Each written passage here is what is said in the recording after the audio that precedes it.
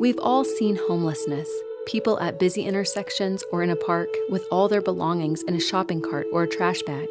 What's less familiar to us is the idea of homeless families, parents and their children wrestling with the gut-wrenching challenges of being displaced together.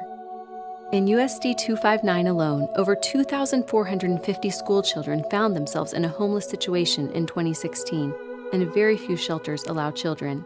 So homeless families with children are forced to sleep in cars or couch surf with friends and family until their welcome runs out. The bus doesn't stop where they're sleeping on the couch or in their car, and they want to spend their last dollar on food instead of gas to drive their children to school. This makes it hard to develop a marketable skill or look for work. All the while, our houses of worship stand empty.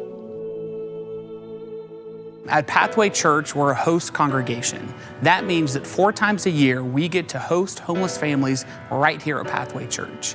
We host them for a week at a time, usually around 3 to 4 months apart. What we do is we provide transportation to the families from the day center, which is where they have their permanent residence. And they come to our church. We have a group of volunteers who serves them a meal. And then usually they spend time with them, they hang out with the kids. And then we have some volunteers that come and stay overnight since the families sleep here at our building. We've got multiple classrooms that folks can spend the night in. We've got a fellowship hall, a kitchen, bathrooms. In our church, a lot of people say they want to help. They say they want to impact the homeless community and homeless families, but it's tough to get them started. And Family Promise really gives our congregation a chance to dip their toe in the water. Everything is so simple, in my opinion, to set up. The cots are easy. Family Promise has actually given us a lot of resources to be able to do it.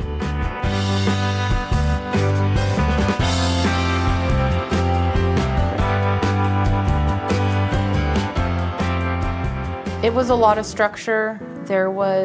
We had to be up very early every morning to leave the church to go back to the day house, get everyone ready. From there, had to do so many job searches a day. Once I got my job, I had to be at work every day. There was always someone there to talk to. There was always someone there to help if you needed it.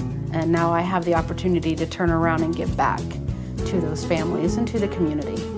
Folks run out of relationships, and I believe that God has designed the church to be those relationships in a great way.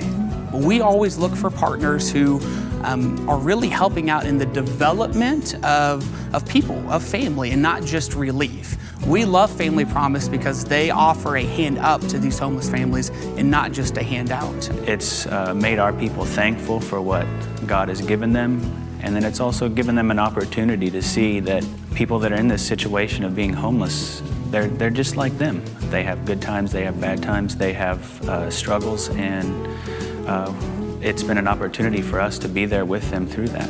It's been neat to see our perception on the homeless community here in Wichita change, that we realize that they're people. They are God's children, and we have been called to love them. And yes, some of the times they may have made bad decisions, but if you're like me, I've made bad decisions too. And it usually takes other people here to surround us with encouragement and love and help us in those bad times. You know, really, they didn't have any hope.